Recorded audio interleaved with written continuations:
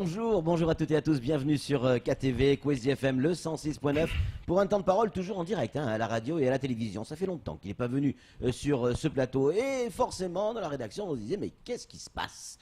Qu'est-ce qui se passe? On ne voit plus les caddies ni dans les médias, ni dans les conflits genre faits divers, encore moins dans les conflits sociaux.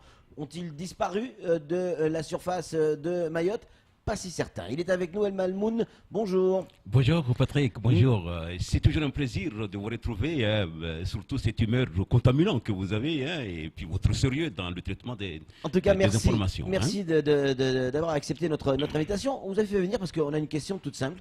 On a le sentiment aujourd'hui que, et c'est pas que aujourd'hui, c'est depuis quelques années, mais là ça se met en place, que les caddies, petit à petit, disparaissent. De moins en moins, on les voit sur le devant de la scène. J'en veux pour preuve ce qui se passait il y a encore quelques mois, quelques années, où vous-même, si ma mémoire est bonne, vous alliez sur le terrain à la rencontre d'une certaine forme de délinquance, à la rencontre d'une certaine forme de jeunesse. Il y avait des conflits, souvenez-vous, à Kungu. Aujourd'hui, c'est terminé. Tout ça, c'est terminé. Par contre, les conflits perdurent, mais on ne voit plus les caddies. Pourquoi ? J'interviens d'abord ici, non pas au titre de caddie, parce que je n'y suis pas avec eux, ça fait déjà 2 ans. Oui. Je ne suis pas le porte-parole de caddie. Oui. Je suis ici en tant que personnalité qualifiée, mais surtout en tant que consultant religieux donc de Kwezi TV. Tout à fait. C'est à ce sens-là donc que je m'exprime. Tout à fait. Il est vrai que Mayotte aujourd'hui, plus que jamais, aurait besoin d'avoir cette intervention formidable, n'est-ce pas, des caddies, qui constitue un patrimoine historique donc de Mayotte. Mais malheureusement, il y a, qu'on appelle ça déjà, une certaine disparition. On ne les entend plus, c'est vrai. Mais pourquoi? Alors, pourquoi? Vous savez qu'en fait, quand cela a bougé, j'étais actif à l'intérieur. Oui. Et j'avais une vision, n'est-ce pas, de ce que doivent être les caddies, n'est-ce pas, donc dans la République, non pas en tant que caddies, dans les termes classiques qu'on les connaît, mais en tant qu'acteurs participants à la structuration de l'espace, n'est-ce pas, républicain, où Mayotte intègre, n'est-ce pas, avec ses valeurs, les valeurs peu comme qui sont un les siennes. médiateur, mais avec une connotation religieuse. Absolument, C'est ça? c'est dans ce sens-là. Oui. J'avais en fait aussi décliné donc finalement le type de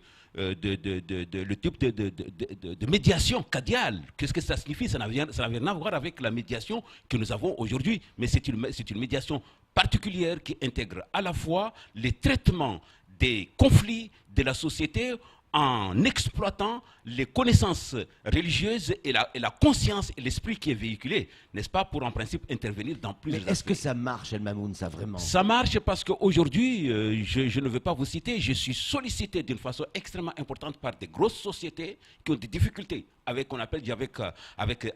l'État, où j'interviens pour en principe essayer de trouver donc des solutions et qui, n'est-ce pas, sont en voie de se solutionner. Mais ça veut dire qu'en type de fait, il y a ce besoin. Je ne veux pas m'étendre parce que ce n'est pas le sujet. Mais je vous dis qu'en fait, ça veut dire qu'en fait, le besoin, s'il y a des grosses sociétés qui le demandent, c'est parce que c'est une médiation dont on a besoin et qui devrait jouer le rôle, n'est-ce pas? Mais ici, c'est une question de vision. Quelle est la vision, n'est-ce pas, aujourd'hui des autorités qui ont en main, en autorité, les caddies? Quelle est leur vision par rapport à cela? Moi, aujourd'hui, qui dirige les caddies? C'est qui le boss des caddies aujourd'hui? Qui paye? C'est le conseil départemental. On est bien d'accord, c'est le conseil départemental qui paye les salaires des caddies. Absolument. On est d'accord. Donc aujourd'hui, on a le sentiment que le conseil départemental continue à payer les salaires, certes, mais est en train de mettre un peu de placardiser en quelque sorte les caddies. Est-ce que c'est ce qui se passe ou c'est un faux sentiment? Je ne sais pas, parce qu'en fait, je n'ai plus de contact avec les caddies, je n'ai plus de contact avec ce milieu. Oui. Mais ce qui est apparent, c'est qu'on ne les voit pas. On ne les voit pas, on ne les entend pas. Alors qu'en fait, le métier de caddie, de façon primaire, de façon première plutôt, c'est l'éducation, n'est-ce pas, donc de la population, pour en principe les amener à développer un esprit qui soit en paix avec l'autrui, en paix avec la société, en paix avec les équilibres sociétaux en quelque sorte. Et il doit parler. On ne peut pas concevoir un caddie muet. Ce n'est pas possible. Le premier rôle fondamental de caddie, c'est de parler, c'est d'éduquer. Justement. Et si on ne leur donne pas la parole, ce n'est pas possible, n'est-ce pas? Justement, El Mamoun, allez, on va prendre un exemple concret.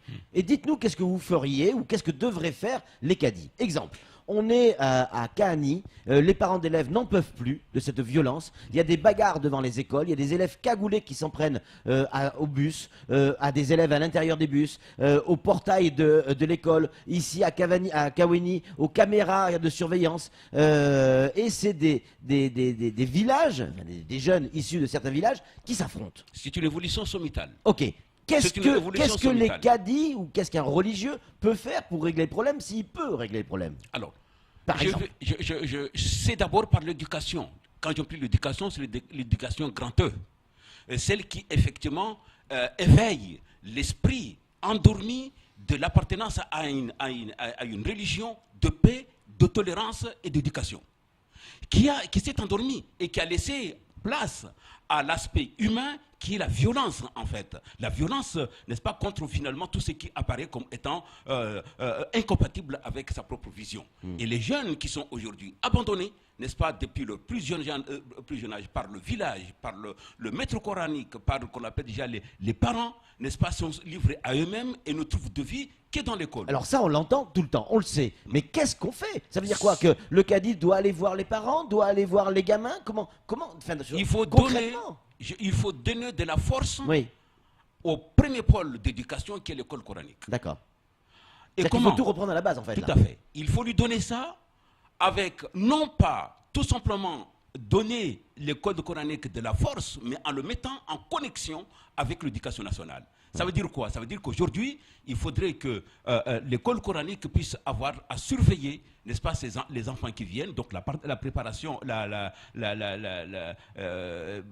l'intervention donc des parents qui doivent suivre les enfants et qu'il y ait une navette, une fiche navette entre l'école coranique et l'éducation nationale avec des actions communes de façon à ce que l'enfant qui se trouve à l'école tout seul n'ait pas l'impression d'être seul, de ne pas être accompagné par... Mais on ne met pas des gamins à l'école coranique, des gamins de 15, 16 ans ou 17 ans. Eh bien, nous avons jusqu'à 17 ans, effectivement, qui sont à l'école coranique, mon ami. Mais le problème, c'est quoi? C'est que l'enfant qui quitte sa maison pour aller à l'école coranique n'est pas suivi. On ne sait même pas s'il est allé à l'école coranique. J'étais interpellé qu'on appelle déjà par le maître, n'est-ce pas, par un maître coranique, avec les familles, où nous avons mis effectivement un système de conseil, d'accompagnement de l'enfant à l'école coranique, avec effectivement un système de communication avec l'école publique. Et ça permet quoi? Ça permet aujourd'hui déjà d'avoir un taux, n'est-ce pas, de présence, n'est-ce pas, à l'école coranique, mais aussi à l'école publique, beaucoup plus fort. Et ça permet finalement, tout simplement, à l'enfant de dire, mais tiens, je ne suis plus seul, maintenant je suis mais comment vous pouvez imposer à un gamin ou à des parents d'aller à l'école coranique? Ce n'est pas une imposition. Non. C'est une règle, n'est-ce pas, donc dans la société musulmane mahoraise. Quand vous êtes dans le ventre de votre maman, votre père, en tout cas déjà vous parle et vous dit que vous êtes musulman. Quand vous sortez du ventre de votre maman, la première chose que vous entendez, c'est ce qu'on appelle déjà la profession de foi. Allahu Akbar, Allahu Akbar, c'est la première des choses que vous entendez. Et ça veut dire quoi? Depuis la naissance jusqu'à qu'on appelle déjà jusqu'au moment où l'enfant doit aller à la maternelle, l'enfant est éduqué, on lui développe l'esprit de l'appartenance finalement à un religieux. Donc finalement, ça veut dire quoi? Ça veut dire que c'est un esprit qui nous habite. C'est maintenant à la société, au moment où l'enfant se trouve donc en contact avec la société, qu'il va soit augmenter cette appartenance ou diminuer de par finalement donc l'éducation que nous recevons, soit par la famille, soit par l'école, ou soit par l'école publique. C'est ça. Donc les enfants que vous allez en principe avoir aujourd'hui, en train de caillasser, en train d'attaquer leurs frères finalement qui vont à l'école, qui sont dans les abords des écoles, ce sont des enfants qui ont mûri, n'est-ce pas, cet esprit-là, mais qui se sont trouvés abandonnés, n'est-ce pas, en termes d'éducation familiale, en termes d'éducation coranique, en termes d'éducation, et qui se trouvent finalement oisifs et qui s'attaquent. Mais Mbamoun, sans aucun contrôle. Et puis, comme il n'y a pas un système qui permette à ce que ces enfants-là soient récupérés en termes donc de resocialisation, on n'a pas de centre d'éducation ici, on n'a rien. Ouais. L'enfant qui a été pris une fois et qui a été lâché, il se retrouve finalement donc dans le même contexte. Il n'a pas un accompagnement qui lui permette d'être socialisé et intégrer la Mais société. vous parlez à de laquelle on est. passerelle entre l'éducation nationale et l'école coranique. L'éducation nationale, le principe même, c'est la laïcité. Tout à fait. Il n'y a pas quelque chose de paradoxal là, dans votre discours? Comment intégrer une religion dans le principe même de l'éducation nationale? Alors que le principe même, c'est toutes les religions ou pas On de ne parle religion. même pas d'intégration ici. On parle de coopération et de collaboration. De collaboration. Voilà. Il s'agit ici d'utiliser deux nœuds de l'éducation, qui est l'éducation locale, n'est-ce pas, qui est en déperdition un petit peu, et l'éducation nationale en tant que telle, qui va en quelque sorte faire quoi? Qui va d'abord favoriser justement la laïcité. Mais pour pouvoir favoriser la laïcité, il faut que l'individu qui est mobilisé dans ce cadre-là soit suffisamment étayé, soit suffisamment préparé pour pouvoir effectivement comprendre ce que c'est que la laïcité. Parce que la laïcité, je le disais déjà sous ces antennes, qu'en fait que la laïcité était musulmane. C'est la base fondamentale, n'est-ce pas, donc, de la religion musulmane. La ikra fi din, c'est-à-dire point de violence, n'est-ce pas, donc, dans la religion. Et la religion, où il faut, c'est une liberté complète qui doit en principe, n'est-ce pas, qui doit être, qui doit complètement annihiler la violence. Vous choisissez librement. La seule obligation, c'est l'enseignement, l'éducation, la lutte contre l'ignorance pour que finalement vous soyez outillés pour choisir correctement votre voie en termes donc de... Il n'y a aucune différence avec la laïcité telle que nous l'exécutons la laïcité républicaine.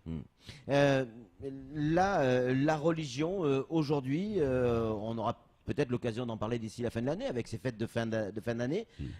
Comment va, j'allais dire, la religion musulmane à Mayotte en ce moment? On a aussi peut-être ce sentiment que certaines traditions, certaines cultures religieuses, notamment celle de l'islam, par la jeunesse, est en train de s'estomper un petit peu. Est-ce que vous avez ce sentiment ou Tout au pas? contraire, parce que j'ai été interpellé par des jeunes du nord, donc du nord de l'île. Oui. 3 villages qui sont réunis ensemble pour mettre en mutualisation leurs connaissances, leur expérience dans le domaine de l'enseignement du Coran et de homogénéiser, n'est-ce pas, les enseignements. Ce que j'appelais ici, ils ont même été jusqu'à réaliser ce que j'avais souhaité que cela soit fait par les cadis, n'est-ce pas, un référentiel pédagogique. Formidable, n'est-ce pas? Et la dernière fois, je leur donnais, quand ils m'ont rencontré, l'indication que maintenant, le dispositif que vous avez mis en place, il faut maintenant le mettre en connexion avec l'éducation nationale, de façon à mettre effectivement cette fiche navette dont je parle, de façon à ce que effectivement ces valeurs-là soient exploitées aussi bien par l'éducation nationale que par la structure, pour que finalement l'enfant puisse suffisamment intégrer ces valeurs. Donc tout au contraire, et j'ai eu d'autres sollicitations, hein, n'est-ce pas, donc dans ça. Mais ce qui est extrêmement important, c'est que on ne peut pas développer un peuple. Je reviens encore sur des termes que j'ai déclarés ici. Un peuple se développe. Il faut lui donner en principe les outils. Ce qui se passe aujourd'hui à Mayotte, n'est-ce pas? Mayotte montre qu'en fait qu'il est à la croisée des chemins et qu'il est en train de se construire. Et se construire, ça signifie en principe intégrer toutes les valeurs, toutes les initiatives qui permettent à ce que l'identité mahoraise, religieuse, puisse effectivement bien se consolider dans Mamoun, ces il y a Flo qui a une question à vous poser. Ouais, moi, la question est toute simple. Patrick disait tout à l'heure, on a l'impression que le conseil départemental, petit à petit, est en train de pousser les cadis vers la sortie. Est-ce qu'au quotidien, les cadis font le job en ce moment à Mayotte? Alors, je n'ai pas à répondre à cette question. Je ne sais pas quelles sont les intentions du département. Je sais que moi, je leur ai fait, qu'on appelle ça déjà donc une proposition de construire un espace culturel et traditionnel dans lequel, effectivement, on peut travailler à mettre en place une force identitaire qui peut participer avec ses valeurs en complémentarité avec les valeurs de la République. Ouais. Maintenant, je ne connais pas leur intention, je ne connais pas ce qu'ils ont mis en principe en place, je ne connais pas ce qu'ils veulent faire avec les cadis. C'est vrai qu'on observe effectivement un certain effacement qui est quand même assez dommageable. Ouais. Ouais, les cadis ne font pas le job. Ouais. Okay. Je ne sais pas s'ils ne font pas leur job, parce que j'ignore ce qu'ils font. C'est ça le problème, tout le monde l'ignore. Juste en conclusion, vous êtes inquiet aujourd'hui de la situation? Alors, très inquiet, c'est pour cela que j'ai créé une association loi 1901 qui était au départ une union des cadis et des ulémas, mais aujourd'hui qui a complètement changé pour devenir ce qu'on appelle Houdouma. Houdouma qui signifie entretien dans le cadre de la promotion des valeurs et des valeurs culturelles et des valeurs universelles. Il s'agit aujourd'hui, avec mes collaborateurs, avec cette association, de créer cet espace-là que je propose parce que je sais que Mayotte peut avoir en principe à donner énormément à la République, comme il peut en recevoir, et qu'il faut construire ces passerelles-là, comme je le disais tout à l'heure, pour que les valeurs locales participent, n'est-ce pas, aux côtés des valeurs républicaines, à construire un espace républicain de paix et de tolérance. Merci beaucoup El Mamoun d'être venu sur ce plateau, pardon, on va y arriver ce matin. Un détail important, tout à l'heure on va recevoir la sécurité sociale qui va nous parler des droits des retraités. Et Dieu sait que c'est important. En tout cas, c'est tout pour ce temps de parole. Tout de suite, hop, la suite de nos programmes.